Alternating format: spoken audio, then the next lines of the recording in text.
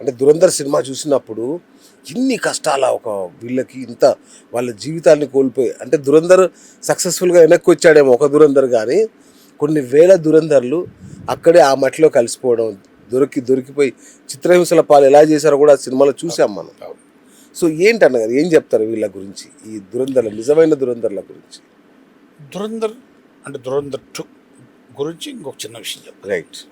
Aditya director, ఇతను 'దురంధర్ 2', 'దురంధర్ 3' కూడా already తీసేశాడు. చాలామంది తెలియదు ఆ విషయం. 3 కూడానా? ఈ విషయం చాలామంది తెలియదు. అవును. కానీ 3 ఎప్పుడు రిలీజ్ చేయాలని వాళ్ళకు తెలుసు. ఎందుకంటే 'దురంధర్' సినిమా రిలీజ్ అయినప్పుడు ఈ రాష్ట్ర రాజకీయాల్లో ఎలాంటి మార్పు వచ్చింది, ఈ దేశ రాజకీయాలు. ఓకే. అలాగే 'దురంధర్ 2' రిలీజ్ అయినప్పుడు ఈ దేశ రాజకీయాల్లో ఎలాంటి మార్పు వచ్చింది, 'దురంధర్ 3'ని ఎప్పుడు రిలీజ్ చేయాలి, ఎలాంటి మార్పులు తీసుకురావాలి అనేటువంటిది ఇది secret. Oh my God. Okay, ఇది వెరీ ఇంట్రెస్టింగ్. నాకు నిజంగా తెలియదు, ఎవరికి తెలియదు. సో 3 పార్ట్లు ఆల్రెడీ తీసేశారు. రెడీమేడ్గా ఎప్పుడు వాళ్ళకి అవసరం అనుకుంటే దాన్ని రిలీజ్ చేస్తున్నారు. ఎందుకంటే దేశ భద్రత, ఒక జాతీయత, దేశం మీద అభిమానము, ప్రేమ, గౌరవము, మర్యాద, ఒక కమిట్మెంట్, ఇవన్నీ ప్రజల్లో కలగాలి అనేటువంటి ఉద్దేశంతో నిర్మించినటువంటి చిత్రాలు. ఓకే. గతంలో ఆదిత్యధర్ 2-3 సినిమాలు పుల్వామా అవి ఇవన్నీ తీశాడు.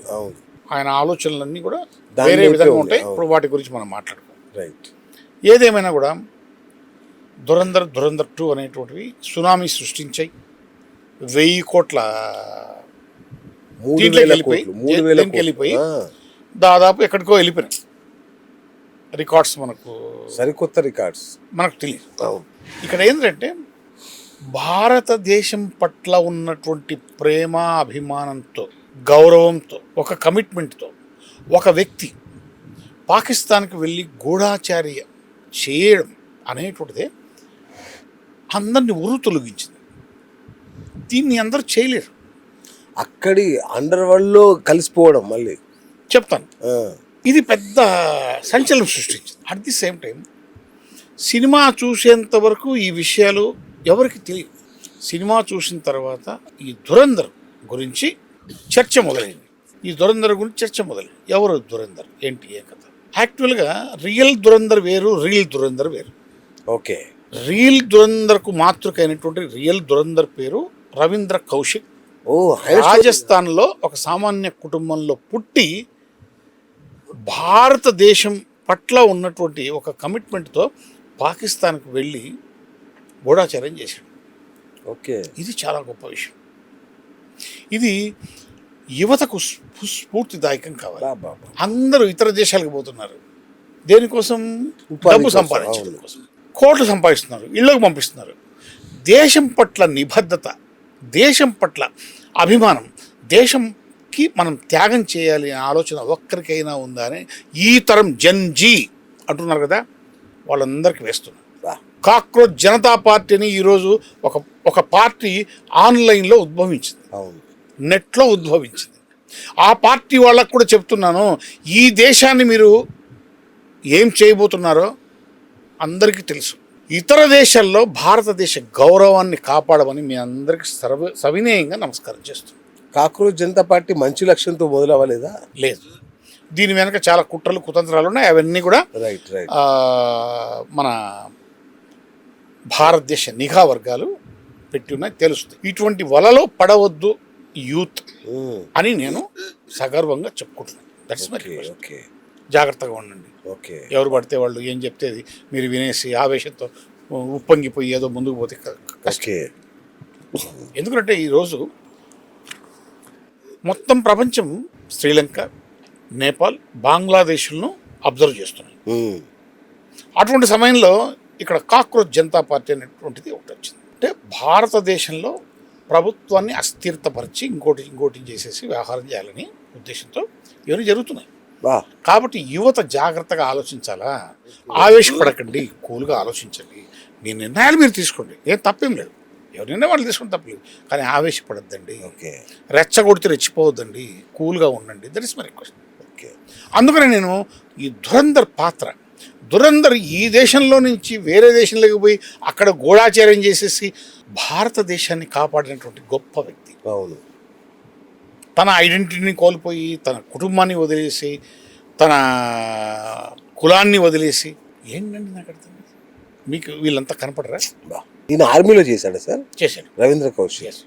ఎలా సాధ్యం సార్ అసలు ఒక బయట వాడే? ఆర్మీలో కాదు, ఇతను చేసింది ఏంటంటే 1900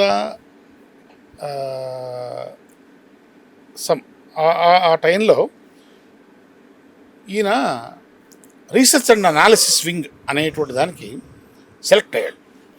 సెలెక్ట్ అయ్యి అప్పుడు ఆయన వయసు 23 సంవత్సరాలు. సెలెక్ట్ అయ్యి భారతదేశం నుంచి పాకిస్తాన్కి వెళ్ళి పాకిస్తాన్లో ఎల్ఎల్బి చదివి పాకిస్తాన్ మిలిటరీలో జాయిన్ అయ్యి మేజర్ స్థాయికి చేరుకొని ఆయన అక్కడ పరిస్థితులను, అణ్వాయుధాల రహస్యాలను భారతదేశానికి చేర్చడం వల్ల భారతదేశం తనను తను కాపాడుకోగలిగింది. దిస్ ఈజ్ వాస్తవం. దీన్ని ఈ జంజీ ఎవరైతే ఉన్నారో ఈ యూత్ తప్పనిసరిగా అర్థం చేసుకోవాలి. మరో విషయం ఏంటంటే 1979 నుంచి 1983 వరకు ఈ రవీంద్ర కౌశిక్ అన్నటువంటి ఒక సామాన్య కుటుంబం నుంచి వచ్చినటువంటి వ్యక్తి పాకిస్తాన్లో పనిచేయడం జరిగింది గూఢాచారిగా భారతదేశం తరఫున. అనుకోకుండా భారతదేశాన్ని నుంచి పాకిస్తాన్కి వచ్చినటువంటి ఒక జూనియర్ ఏజెంట్ తప్పిదం వల్ల రవీంద్ర కౌశిక్ రా ఏజెంట్ అని తెలియడం వల్ల 1983లో ఆయన అరెస్ట్ చేశారు. అరెస్ట్ చేసి విపరీతంగా ఆయన హింసించారు. 16 సంవత్సరాలు జైల్లో పెట్టారు. 2001లో ఆయన మరణించాడు. ఇది బాధలను తట్టుకోలేక జైల్లోనే మరణించాడు. ఇతను ఒరిజినల్ దురంధర్. ఇది ఈ జంజీలకు ఎవరైతే ఉన్నారో ఈ యూత్కు ఒక ఆదర్శం కావాలి, ఒక ప్రేరణ కావాలి. కరెక్ట్. చెత్తనంతా మీరు మైండ్లోకి పెట్టుకోవద్దు, దేశం కోసం పనిచేయండి. వీళ్ళకి అసలు ఈయన గురించి తెలియదంటే ఇక అజిత్ దోవల్ గురించి తెలిసే అవకాశమే లేదు. సమస్య లేదు. నేను ఇంకొక చిన్న విషయం చెప్పాలి మీకు. ఇప్పుడు దురంధర్ సినిమాలో ఆయన పేరేం పేరు, అంజా అలీ మాంచన్. ఇది ఈ క్యారెక్టర్ అనేటువంటిది ఒరిజినల్ దురంధర్ కాదు.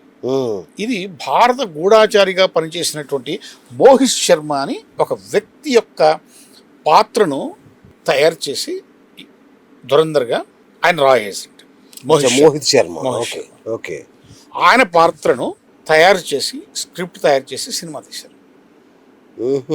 సో అందుకని నీకు రవీంద్ర కౌశిక్ ఒరిజినల్ దురంధర్ అవుతే మోహిత్ శర్మ ఈ దురంధర్ పాత్రకు ఒక ప్రేరణ.